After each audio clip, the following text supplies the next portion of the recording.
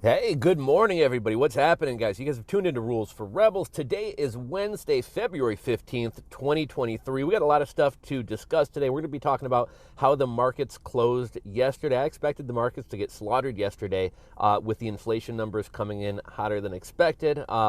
But the market really didn't close down that much, which is kind of crazy. We're going to be talking about, I think inflation is going to be kind of the headline story of today's video. We're going to be going through inflation numbers. We're going to be talking about what this sticky inflation means. The Fed is likely to continue to raise rates higher and keep rates elevated longer. A lot of people were thinking that the Fed was going to pivot because we recently went to 25 basis point hikes instead of 50 point basis hikes or 75 point basis hikes.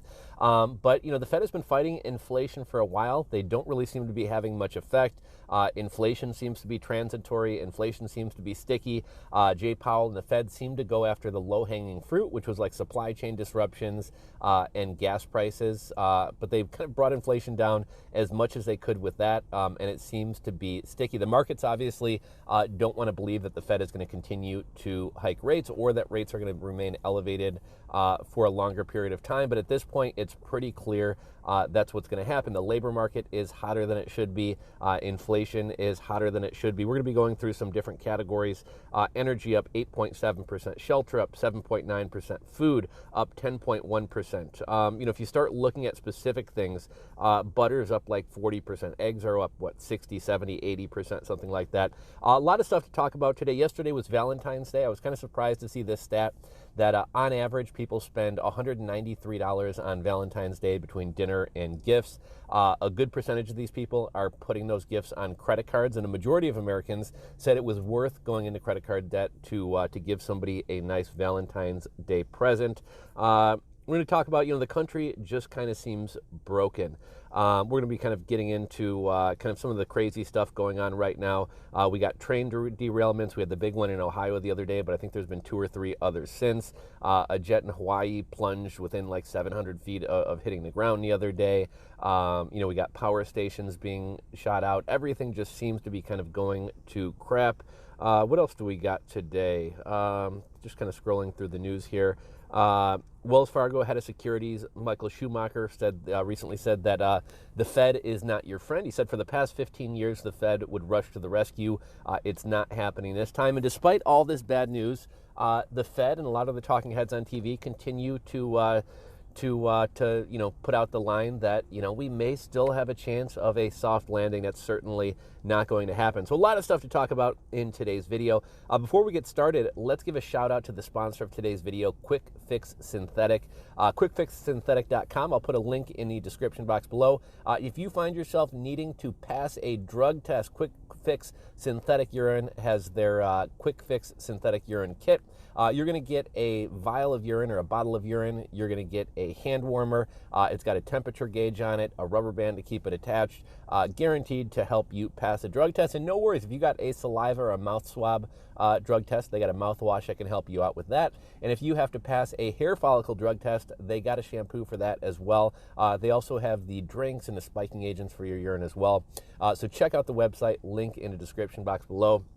Now, this actually wasn't in my notes, but I just wanted to talk a little bit about Amazon. There was something I needed to, I rarely order off Amazon, but there was something I needed from Amazon yesterday. So I ordered an item that specifically said it would be delivered yesterday by 3 p.m. 3 p.m. rolls around, the item doesn't show up. I hop on Amazon, I go to track it. Oh, now it's not showing up till 10 p.m. the following day. Obviously, a lot of people are souring on Amazon. At one point, maybe Amazon had the best prices. Amazon is like one of the most expensive places to shop nowadays. You can typically find things cheaper at Target and most definitely cheaper at Walmart. A lot of people complain that Amazon is basically just an AliExpress with faster shipping. You search for something, you got 300, you got 7 pages of the same item, but with different private label names that you have to sort through to try to find something. Most of the brand name goods sold on Amazon are counterfeit or knockoffs. If you buy foods, vitamins, things like that, most of them wind up being either fake or expired. And Amazon rarely meets their shipping times, right? I remember back in the day, I never really, if Amazon said something would be delivered in 2 days and it took 4 days, I just didn't have the time to complain, whatever. I was annoyed, but it was what it was. But my girlfriend was somebody who she would call up and complain, and it used to be Amazon missed a delivery time, you call up and complain, they give you a free month of Prime. They were handing out free months of Prime like candy. Sometimes they'd even give you a $10 gift card, $25 gift card. I contacted Amazon through chat yesterday, and I was like, what the heck, man? I specifically ordered this item because it said it was guaranteed to be delivered by 3 p.m. today, and now it's not going to show up till 10 o'clock tomorrow. I don't even need the item anymore. And the woman was like, oh, I'm sorry. I'm like, well, can you cancel it? I don't need it anymore. Oh, no, sorry, it's already been shipped. So now Amazon lied. Amazon didn't deliver the item in time, and now I got to go return it to Kohl's because I doubt they're going to give me a prepaid label to ship it back because the item wasn't defective. And so that's just kind of the experience you get with Amazon these days. I would encourage everybody to close your Prime accounts and not shop on Amazon as much as possible. And, this is kind of a trend. I'm kind of getting off topic here, but this is a trend that we're starting to see a lot. You have a company who will come in and disrupt traditional industries. Maybe it was Amazon with bookstores, right? Like, oh, Amazon's great. I can get these Kindle books. I can get books for cheap. Amazon drives the bookstores out of business, and then all of a sudden they jack up the price of ebooks. So, all these people with Kindle readers are paying more for an electronic copy of a book than they would for a hard copy of a book. You got Airbnb come in and disrupt the hotel industry, and it's great for a couple of years. It's cheap. It's a great experience staying there. And now you got, a million different fees. So, you go to book something that should be $300 and it winds up being $800. They want you to clean the apartment and do laundry and do dishes before you leave. All these services come in, disrupt traditional industries. They're the new greatest thing, and then once people get used to them, then they either jack up the prices or the service kind of goes to shit. It's frustrating, but that's my rant about Amazon. Let's talk about the markets yesterday. The Dow finished down 156 points. NASDAQ down 1.63%. S&P 500 down 0.02%. Top cryptocurrencies were up 3 to 5%. Bitcoin is currently sitting at $22,463. And let's get into inflation. So inflation came in hot. We had been told that inflation was coming down, even though you and I likely saw prices at the grocery stores continue going up. What point? What's the point of giving us an inflation number if it doesn't actually reflect the things that we're buying? Sure, maybe a flat screen TV is cheap or is even cheaper, but when you're paying 63% more for butter, when you're paying 80% more for eggs, when you're paying 17% more for fruits and vegetables, how are you going to tell us that inflation is at 6%? So what does this mean? Inflation came in hot. This likely means that we're going to get larger rate hikes and that the Fed is going to hold rates high longer. Markets have been fighting the Fed. Everybody wanted to believe that the Fed was going to pivot, and it doesn't look like that is going to be the case. Sorry, let me take my, sorry guys for the noise. Let me take my coat off here. I'm sweating in the car. Okay, sorry about that, guys. So again, the market should have gotten crushed on these hot inflation numbers. And the markets, they didn't finish the day up, but they didn't finish down as much as one would have expected. Again, some Fed members are still parroting the idea that there could be a soft landing. A soft landing is absolutely not going to happen. Inflation, even though I guess technically it's coming down at a snail's pace, and that's with manipulated numbers. Even with manipulated numbers, inflation is still rising, or at least not coming down. And at the current rate, we won't reach the target 2% inflation rate until 2026. Are you prepared for the next 3 years of down markets, of prices staying high, of prices continuing to rise? Also, one thing you got to remember, prices are not going to come down. Hopefully prices will stop increasing, but prices aren't going to come down. So, right now, prices are going up at, the Fed tells us 6-7% a year. In reality, I think we see it's 10, 15, maybe even 20% a year. But when the Fed accomplishes stopping inflation or fighting inflation, the prices aren't going to come down. They're just going to stop rising at these crazy rates. So if you're having a hard time buying meat, buying bacon, buying eggs, buying bread, buying butter at these prices, these prices are here to stay. The best you can hope for is that they'll stop going up at the rates that they have been going up. Let's see, what do we got here? I think we kind of talked about the Fed has kind of attacked the low-hanging fruit, supply chain disruptions and fuel prices, but from here on out, inflation is likely to be much more sticky. If we look at some year-over-year stats, energy prices are up 8.7%, services, excluding housing, up 8%, shelter up 7.9%, and food up 10.1%. If we look at category breakdowns, year-over-year statistics, fruits and vegetables up 7.2%. Milk up 11%, coffee up 12%, bread. These are things that we eat on a daily basis. These are things that we buy probably at least once a week, if not a couple times a week. Bread up 14.9%, butter up 26.3%, eggs up 70%. If we look at energy, year over year, electricity up 11.9%, utility and gas up 17%. Gas prices are up. And wait until this China reopening picks up. That's going to drive oil and gas prices higher. And eventually, the government is going to have to buy a bunch of oil to refill the strategic oil reserves. Just recently, we sold off millions and millions of gallons of oil, and kind of the Biden administration was acting like this was a surprise, but apparently there was a law put into place back in 2015, and they knew this was going to happen. They knew they were going to have to sell off these oil reserves. So this isn't a surprise, but we're further depleting these strategic oil reserves. Shelter is up 7.9%, which accelerated from 7.5% in December. So it went from 7.5% in December to 7.9% this past month of January. Month over month rose by 0.7%. Services excluding housing are up 8%. We're hearing that services are going to be one of the stickier areas of inflation. Let's see, what else do we got? The country just seems broken. The world seems too crazy. It seems like every day some kind of crazy stuff is happening. And I kind of had an interesting example or analogy. So have you guys ever seen the television show Parenthood? There was a Steve Martin movie back in the 80s called Parenthood. I believe after that movie, they tried to roll out a television show. It wound up flopping. But sometime probably around 2005, 2010, something like that, they re-rolled out this show Parenthood. It's got Dax Shepard. I think Eliza Dushku was in it. The girl from Traffic. I mean, it was a pretty good show. It's kind of a family-friendly show. My girlfriend used to watch it. My mom used to watch it, so I'd watch it with them sometimes. And it was funny when you were watching the show, like in one single episode, in one 1 hour episode, in 1 week of these characters' lives, like they find out the kid has autism, their daughter's dating a grown man, the grandma cheats on the grandpa, somebody gets in a car accident.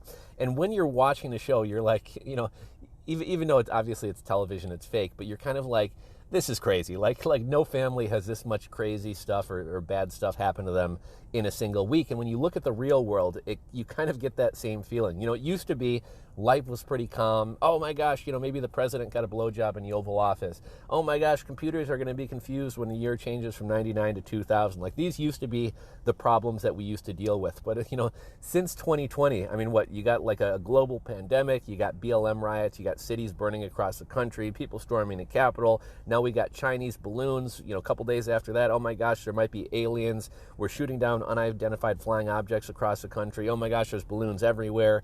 A train derailed, basically polluting the entire eastern half of the country. Oh my gosh, 24 hours later, we had 3 more trains derail. I mean, just things continue to get kind of crazy. And if we put our conspiracy theory hats on, there's kind of 2 ideas here. So one, I saw Edward Snowden came out yesterday and said that all this alien talk, all these Chinese spy balloon talk, what this is really about is distracting from the Nord Stream pipeline story. A Substack article came out the other day, and I think most of us kind of thought that America wound up blowing up the Nord Stream 2. But some more evidence has been coming out, and it looks pretty clear that we did blow up the Nord Stream 2. And so what does that mean? What are the implications of that? Well, essentially, Joe Biden and the government committed a terrorist act against our allies. Like, that's pretty crazy. It's not really good for how America is viewed. It's not really good for how we're viewed by our allies. America already isn't looked too favorably on by the rest of the world. And then this news comes out. So Edward Snowden is saying this is meant to distract from that. Maybe some of these crazy stories are meant to distract from the train derailment in Ohio and all the animals and fish and everything dying.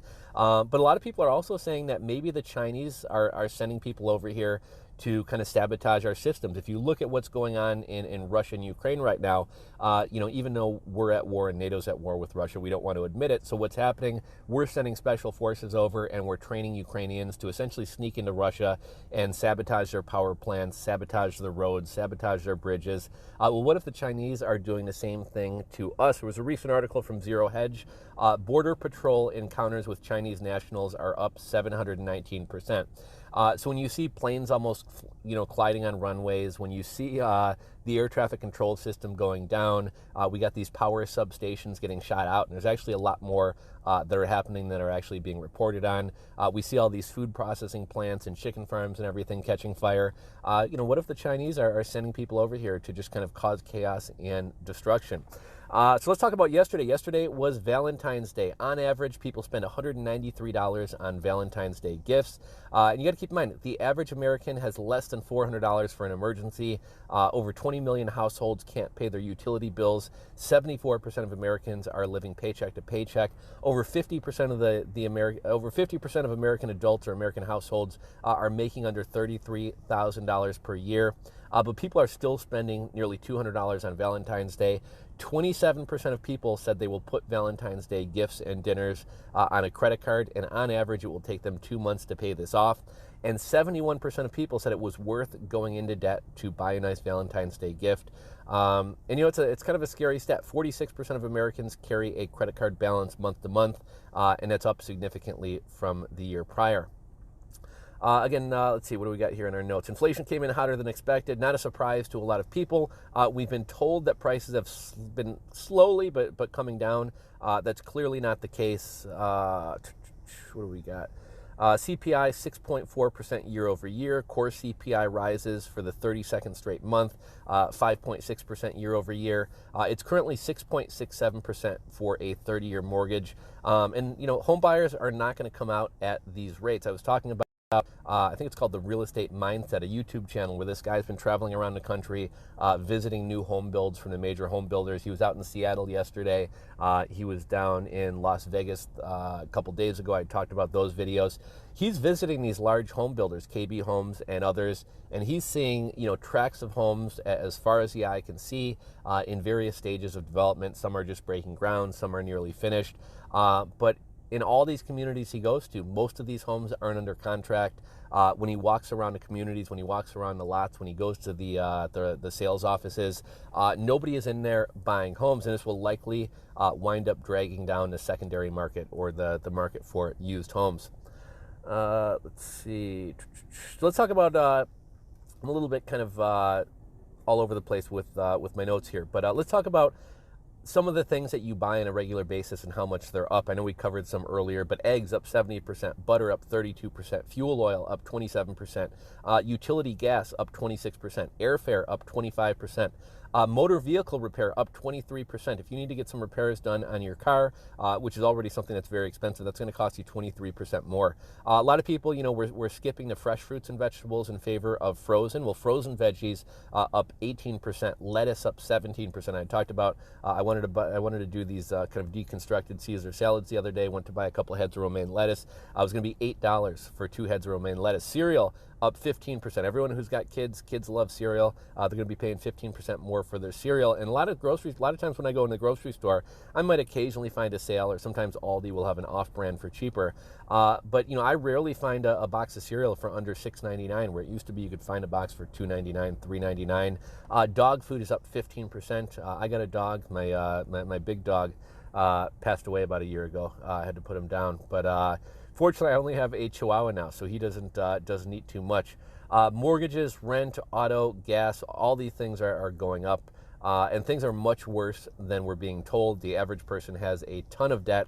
Article came out yesterday. The Fed is not your friend. Wells Fargo head of securities, Michael Schumacher, said for the past 15 years, when there was weakness in the markets, when there was weakness in the economy, the Fed would ride to the rescue. They say that is not happening this time. Forget about lots of easing. We're going to have to weather this storm. And even though members of the Fed as well as the media are saying there's still a chance of a soft landing, that's definitely not going to happen. This is going to hurt Americans. Tax refunds are going to be 11% smaller this year due to some changes in the tax policy, as well as some Mexican beer cough measures coming to an end. The IRS this year thus far, I believe, has issued about 8 million tax refunds, the average being about $1,900, which is down from $2,201 last year. So that's a difference of, what, $300, a little under $300. And a lot of people count on refunds to get out of debt, right? A lot of people rack up buy now, pay later charges. A lot of people rack up credit card debt, and then they plan on using their tax refund to kind of pay it off at the end of the year, at the beginning of the new year.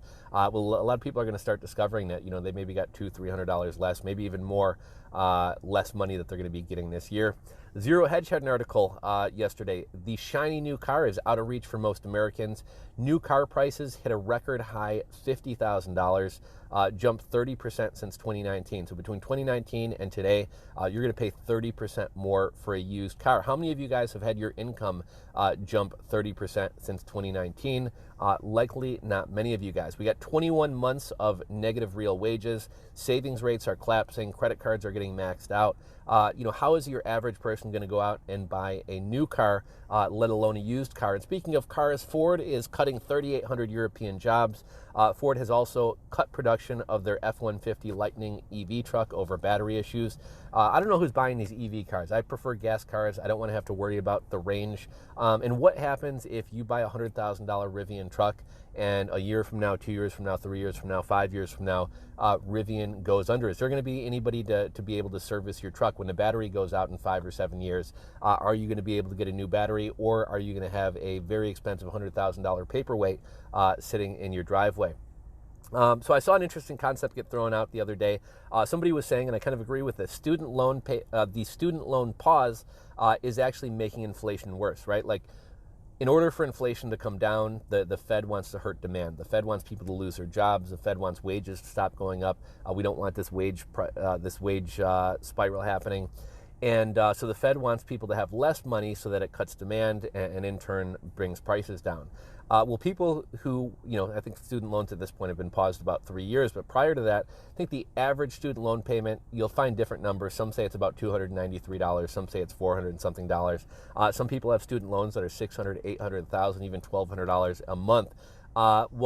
Student loan payments have been paused for 3 years, so that means that people have an extra $200, $400, $600, $800 in their pockets every month that they can spend on other things. So if people had been paying student loans, people would have less money. That may in turn wind up hurting demand, and that may wind up bringing inflation down. We'll see what winds up happening with the Supreme Court. Supreme Court is set to decide on Joe Biden's student loan forgiveness via executive order on February 28th. And if student loan payments resume, they'll wind up resuming at the end of the summer, which is coincidentally the time that Jamie Dimon and JP Morgan Chase expect that Americans will have run out of money. I think Goldman's saying by the end of the year. So Edward Snowden came out yesterday. He said all this alien talk, all these Chinese space balloon things, this is a distraction from us blowing up the Nord Stream pipeline. We kind of talked about that one already. Zero Hedge article, tanker rates to haul gas soar 400% after Russian sanctions. Are these sanctions on Russia actually doing anything? Russia seems to be making more money than ever. They seem prepared for all of this to happen. They were stockpiling gold. They were stockpiling oil and gas. It seems that Russia is stronger than ever. Their currency is stronger than ever. These sanctions seem to be hurting us and Europe a lot more than they're hurting Russia. Saw another article yesterday from Zero Hedge. The work from home trend is costing Manhattan $12 billion a year. Empty offices, people not frequenting coffee shops, cafes, sandwich shops, restaurants, bars. Office cleaners don't need to clean offices if there's nobody in there. All these things that happen in a city, all these things that people buy and spend money on their way to work, none of this is happening, and Manhattan is going to lose $12 billion a year. I should say has been losing $12 billion a year. And it seems like the companies who are going to call people back into the office have already done so. We're still being told we're not in a recession. We're still being told things aren't that bad. When things get truly bad, if employers want to do layoffs, maybe an easy way to get rid of people without having to fire people is to call people back into the office. So maybe we'll see a surge of employers calling people back into the office later this year. But for now, it seems to have kind of plateaued. Another Zero Hedge article, the DC Police Department is alerting people with Canadian Goose jackets to watch out. Criminals are robbing people for coats. I remember a couple years ago, these jackets were really popular. You'd have flash mobs running into Macy's or Marshall Fields, whatever, grabbing the jackets and running out of the store. A lot of people were getting robbed on the street at gunpoint for these jackets. Apparently that's picking up in DC. I thought this story was hilarious. So Canada tells the New York City mayor to stop sending illegal immigrants to Canada. The irony of this story is that just a few weeks back, New York City mayor, what's his name, Eric Adams, I think, was crying about how Texas and Florida are sending illegal immigrants up his way. He said it's wrong. He said, you're overburdening our system. Stop doing that. And now he's buying illegal immigrants and refugees bus tickets and trying to send them up to Canada. And Canada is saying, cut it out. So it's kind of funny how the people who want to have sanctuary cities and open borders, once that reality comes to their front door, they don't really like it. Recently, they were trying to build some affordable housing in Martha's Vineyard, and people were fighting that. People were furious about that. But the funny thing is, when you enter Martha's Vineyard, there's actually a sign that says, like, we welcome all people. We welcome people of all colors, religions. We welcome trans people, gay people. Yet they're fighting immigrants coming to their city. They're fighting affordable housing being built. It's funny how these liberals, love open borders and love helping poor people and love affordable housing until it comes to their backyard, and then all of a sudden they don't want it. Let's see, saw this stat. I forget where I saw this one, but in 2023, this year, for the first time in history, Americans spent less time watching traditional television. Americans are going to spend less time watching traditional television services. I'm botching this. This year, for the first time ever, Americans will spend more time watching streaming services than they will watching traditional television. Now, what's funny about this, despite streaming services being more watched and more popular than ever, it seems all of these streaming services are struggling to make money. Disney Plus is dragging down the rest of pretty much dragging down Disney as a whole, losing money. They're losing like over $1 billion a quarter. A lot of these other services are struggling to make money. Netflix is having to do this password sharing crackdown because they're not making enough money. Streaming services are more popular than ever, but these companies seem to be struggling to turn a profit. And then lastly, normally I cover the layoffs first, but let's cover kind of the tech layoffs. We kind of do this in every day's video. This year, thus far, we've had 356 tech companies do layoffs. In total, it's affected 104,557 employees. 104,557 tech employees have been laid off. Some of the notable layoffs of the past 48 hours. Commerce Hub laid off 371 employees. That's 37% of the company. Hacker Earth laid off 17. FableCare laid off 70% of the company. Here we got a big name. Udemy laid off 10% of the company. Twilio laid off 1,500. That's 17% of the company. Electric laid off 141. iRobot laid off 85. Collective Health laid off 54. Magic Eden laid off 22. Cassavo laid off 33% of the company. And a couple other companies that did layoffs but didn't mention the numbers. Food Panda, Gittic, and LinkedIn also laid off employees. So covered a lot of stuff in today's video. If you guys enjoyed today's video, do me a favor, give the video a thumbs up. The views on the videos have been falling. Obviously, YouTube doesn't really favor news if it's not coming from the mainstream media. YouTube doesn't really like controversial stories. So help me out, give the video a thumbs up. Helps to get more views, helps to get out to more people. As always, I would love to hear your guys' thoughts, comments, and opinions, so drop them down below. If there's a news story you want to comment on, if you want to share your thoughts about anything we discussed in today's video, drop a comment down below. If you're not subscribed to the channel, click that subscribe button down below and ring the bell. If you need to pass a drug test, be sure to check out our sponsor, Quick Fix Synthetic, in the description box below. Anyhow, guys, that's all I got for you guys today. Have a wonderful day, and I'll catch you on tomorrow's video, guys. Later.